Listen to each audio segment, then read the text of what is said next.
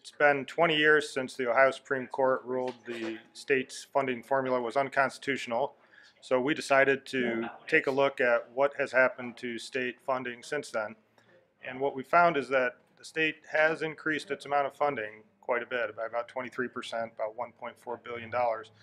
But the flip side is that due to its funding formula, there's still a lot of districts that get a lot less per pupil, even on an inflation adjusted basis today, even some of the suburbs. Yeah, so some of the bigger winners in the area were Whitehall. They get about 88% more than they did back in 1999. Canal Winchester was one.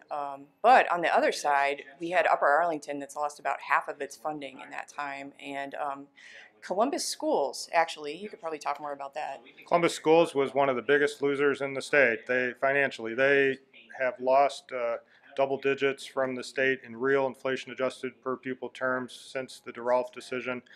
It's a complicated reason because of the formula, because of a thing called the cap, that the state basically doesn't put in enough money to fund schools, so they cap them kind of arbitrarily and say this is how much you're going to get, despite that the formula says you're getting more. So the Ohio's largest school district is getting a lot less 20 years after DeRolf.